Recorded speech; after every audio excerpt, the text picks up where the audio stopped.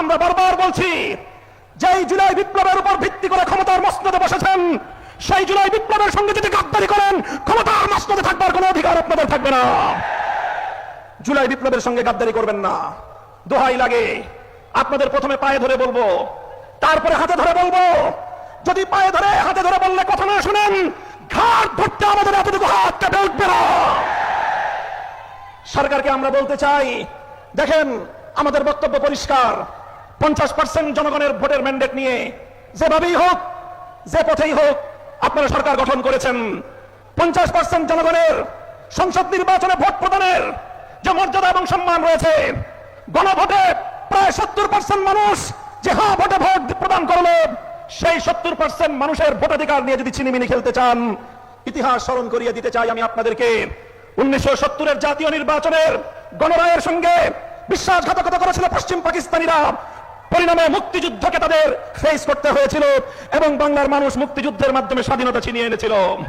স্বৈরাচারী ফ্যাসিবাদী শেখ হাসিনা 2014 সালে বিনা ভোটের সরকার, 18 সালে রাতের ভোটের সরকার, 24 সালে আমির আমির সরকারের মাধ্যমে জনগণের ভোটাধিকার কেড়ে নেওয়ার চেষ্টা করেছিল।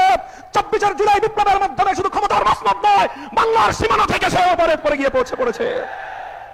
আপনাদেরকে বলতে চাই, 70% জনগণের এই ম্যান্ডেটের সঙ্গে যদি আপনারা বিশ্বাসঘাতকতার এই ধারা অব্যাহত রাখেন, আপনাদের পরিণাম পশ্চিম পাকিস্তানি স্বৈরগোষ্ঠী এবং শেখ হাসিনার চেয়ে ভিন্ন কিছু হওয়ার কথা নয়।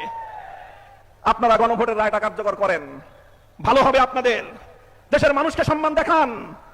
আপনারা আমাদের কথা শুনবেন এক সময়। তবে বাংলাদেশে একটা কথা আছে, একটা প্রাণীর কথা, যে পানি খায় তবে ঘোলা করে খায়। আমি সেই প্রাণীটার নাম বলতে চাইলাম না। আপনাদেরকে যদি প্রশ্ন করি, জানেন পানি ঘোলা করে কোন প্রাণী খায়?